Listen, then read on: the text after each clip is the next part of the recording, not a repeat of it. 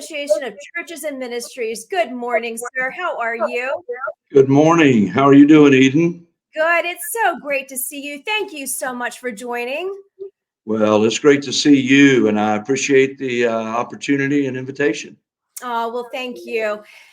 As I expressed to you my deep concern for what is happening at the highest levels of government with regards to the Marriage Protection Act, Melanie Collette and I had a brief conversation about it, and we were talking more on the critical thinking aspect and also on the second aspect of why does government need to even be involved at this highest level with regards to marriage across the board. But first, I want to just get your analysis with you working with Family Research Council and your take on what happened this week, especially as it affects the state of North Carolina, knowing Bure and Tillis did vote on this bill. What are your initial thoughts? Well, I would say my initial thoughts are extreme disappointment. I think it is has been a sad week for what we have seen unfold in the United States Senate.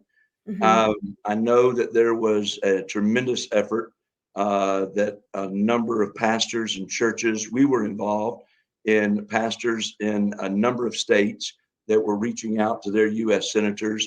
We were concerned. Tony Perkins, our president, I think saw these things coming weeks ago. We started to begin to talk about the lame duck session, and this being kind of the first priority that the left seemed to have in taking a stack of bills that had made it through Nancy Pelosi's House over to the Senate, but due to the filibuster, had not been able to really move forward. And it seemed the strategy was developing quickly with Chuck Schumer that he would stand a better chance picking off 10 Republicans immediately following the election.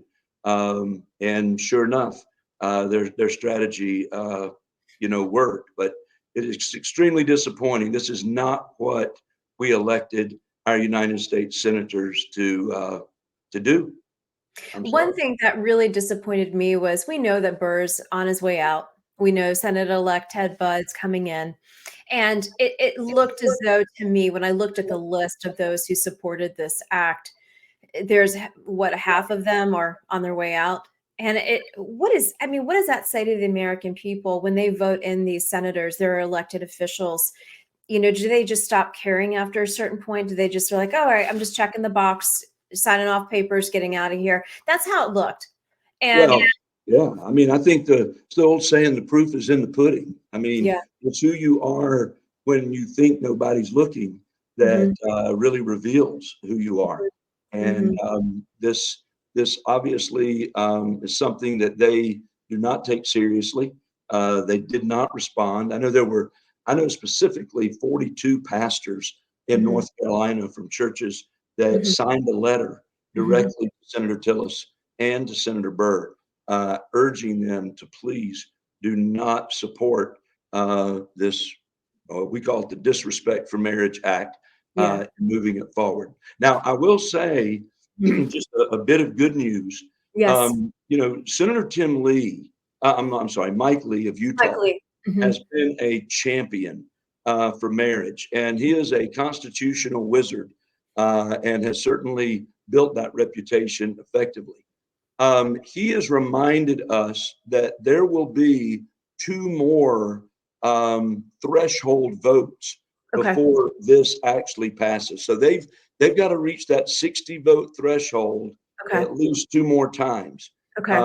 Now they needed a simple majority last night in a vote they took before they adjourned for Thanksgiving. But they will come back, and right now are scheduled for the 28th of November. It's my understanding that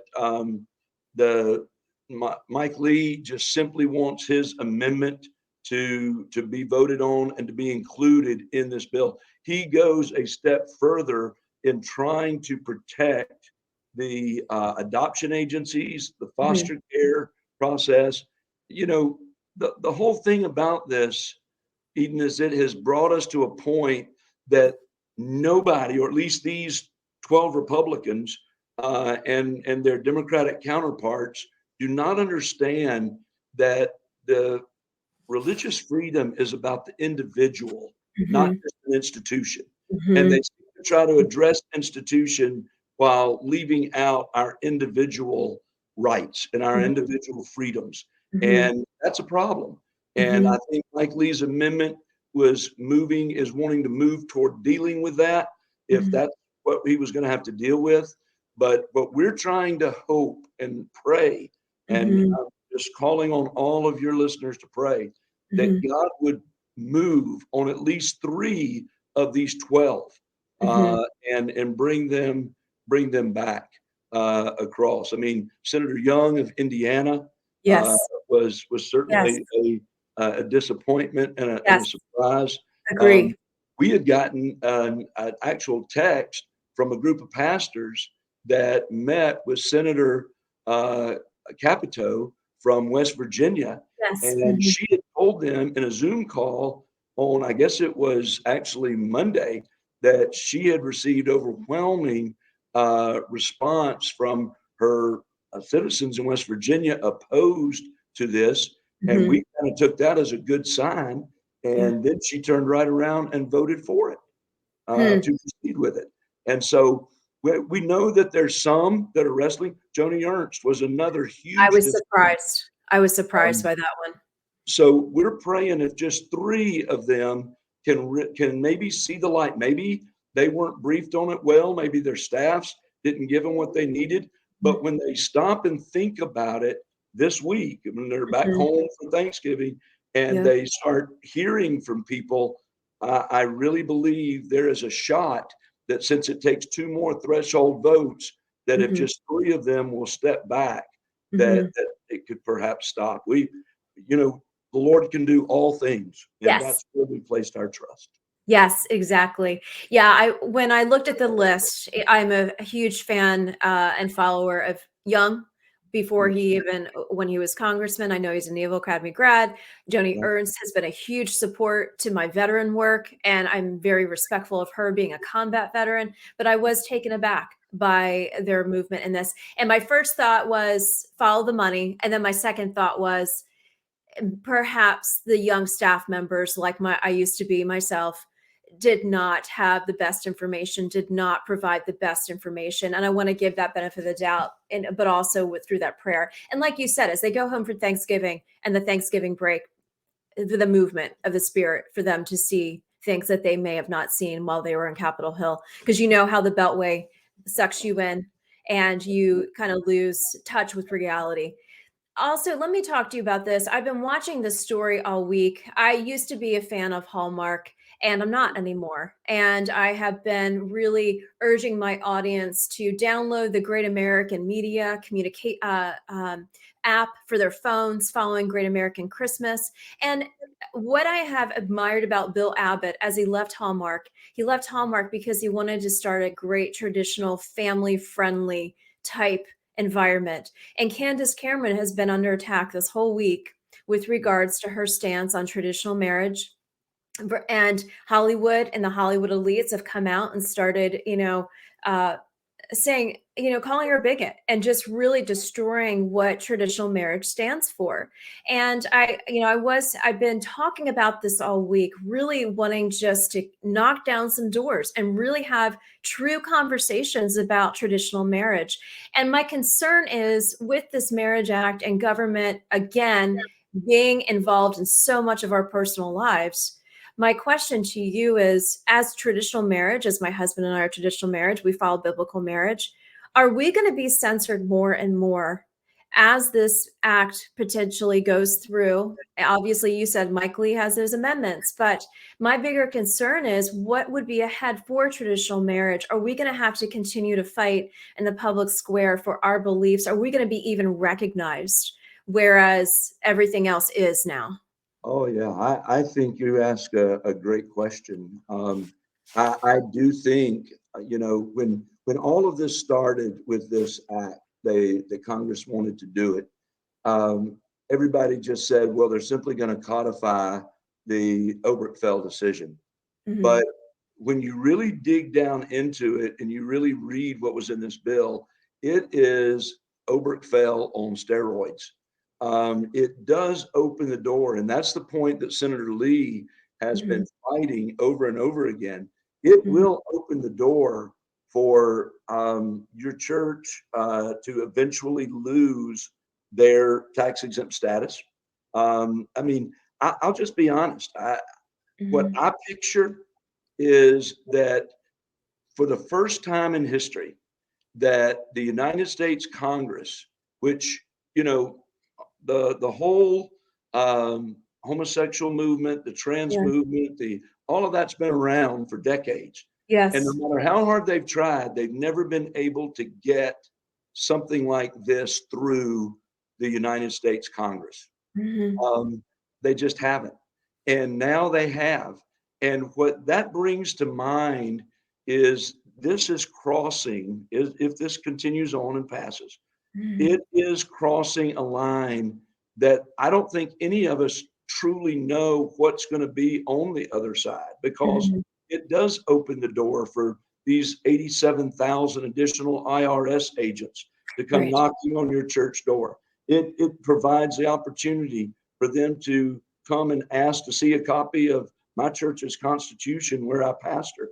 And when we added a bylaw to our constitution and bylaws, it stated that we would not perform same-sex ceremonies in our church. When they see that, are they going to immediately, under federal law now, accuse us of discrimination and therefore yank your tax exempt status? We've all been saying for years that was going to eventually come somewhere down the line, and we just have to be ready for that and fine. But to your point, yes, I do think there will be the continued movement of the cancel culture, because no longer is it just we want you to not discriminate. They're asking people to celebrate Yeah. that which we believe the Bible is clear in calling it sin. And so the cancel culture is here to stay.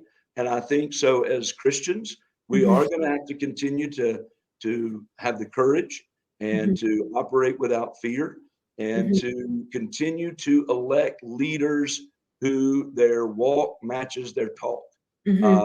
And that's it more important now than ever. We at least have a system in place where our voices can be heard at the ballot box. But I think it's more important than ever that people really examine things for what they are and people for who they say they are versus their actions. And that would be my response. Well, I was noticing in your bio, and I wanted to ask you about this from the state perspective for us living here in the state of North Carolina. I noticed that it stated that you worked diligently to help lead the passage of the North Carolina Marriage Amendment in 2012. And you were the founding member of the Vote for Marriage North Carolina organization. So let me ask you this. That was in 2012. Did you foresee any of this happening? And did you even have an inkling that we would be where we are at today as you are working on that during that time period? And then my second question is, as we are in the state of North Carolina, what can we do as a state, Christian conservatives who believe in biblical marriage? What can we do to really pound the doors down of our local officials and our state officials to kind of wake the giant and shake the giant up a little bit and really get into interface with those we've elected? We the people, we have the voice. And are they going to open the doors to us to really fight for this? Well, I do. And to your first question, no, I did not envision that within 10 years time, from 2012 to 2022, that we would be where we are today. And that the United States Congress has passed or is moving toward passage of a law such as this. I did not see that. I frankly was shocked when within less than 24 months after the passage of it, a federal judge, but we've all seen what the courts have done. But it's one thing when the courts do it. And, we lived with Roe for 49 years before another court came along and overturned it with the Dobbs case. So it's one thing when a court does it. It is an entirely different thing when Congress makes a statute, federalizes something like this. And that's what I think is so dangerous and so sinister about this action right now. And I just don't think that the leadership there and the Republican Party of the United States Senate has understood that role marriage plays. It is so foundational in our culture. Yes. It just It really is. And when you lose it, you lose a society Yes. as a whole. But to answer your other question, what can we do in North Carolina? The one thing, I will say this, the one thing that the Supreme Court has now demonstrated that we have is a court that does believe in the power of the state to make decisions on certain things. And I do think that it, just as we saw on the life issue, it is now, I mean, it is just absolutely critical that you and I and all of the folks that are on listening into us this morning are pounding the doors of our state legislators and letting them know that North Carolina needs to pass laws that will protect marriage. We need to be thinking about these issues every time a decision is made, because again, if it comes down to a battle between the state and the federal, the Supreme Court is going to look at it. And could this be something that they'll say the states have had the right to regulate marriage? It's a new day with the Supreme Court we now have. I don't ever believe that this particular Supreme Court had Obergefell come to them now instead of back in 2015, that you would have gotten the same decision. Right. Exactly. So I think that's something to be considered. Our state legislators have got to hear from us. Yeah, I had as we've been talking about pro-marriage and pro-family, I had Dr. Matthew Harrison on earlier this week talking about the fact, and also North Carolina Right to Life last week, talking about the fact that Florida is where woke goes to die, but North Carolina is where babies come to die. Unborn babies come to die. And it is, and between the fight for marriage, the fight for family, the fight for life, we have the times now for such a time as this. We, the American people, we, those who still believe and who are not going to be sitting on our tokuses day in and day out, watching things unfold and complaining and not doing anything. We need to go to Raleigh. We need to be knocking on those doors, and we need to be shaking up some things. I dare say, stop passing around your candy and really focus on what is actually really happening here. And that is, it's very concerning to me, very concerning. And my role that I play at FRC is and I hold very much a strong responsibility for the pastors in this state to be willing to speak on these issues. Our people in the pew need to know what is happening and what. Listen, I took an interview with Mike Lee, which had happened like at 5 o'clock, and showed that interview at the Wednesday night Bible study at my church, because our people needed to know what happened, and they needed to know how they needed to respond. And because otherwise we're just kind of going through life. And there's certainly purpose in all of this happening when the holidays roll around and we become focused on so many other things. And this kind of stuff keeps going through. Yes. Amen to that. On that final note, Dr. Mark Harris, I'm grateful for your work, grateful for your service, grateful for what you're doing with Family Research Council, and grateful for what you do for the great state of North Carolina. I look forward to having you back. Thank you so much for being here. Eden, thank you. God bless you. Have a great God bless you too. Thanks. Bye-bye. Have a wonderful Thanksgiving. I'll see you soon. Well. Okay. All right. Bye-bye. Bye-bye. For all those who are tuning in, this is Common Sense America. I am Eden Hill. What a fantastic way to end this week. here at Common Sense America with Melanie Collette and also Dr. Mark Harris. Honored to have such amazing Americans who love this country come to this show, talk common sense, talk about the kitchen table discussions, talk about what is affecting our family, our faith, and our freedoms. On that note, save the date. I will see you Monday, November the 21st, right here, 9 a.m. Eastern time. Get your ugly sweaters on, people. We're going to have a little Christmas party. Celebrate the reason for Christmas, celebrate Thanksgiving, celebrate families, traditions, and most of all, God. We will see you then. Have a great weekend. Be strong, be courageous, be tenacious. Go get them.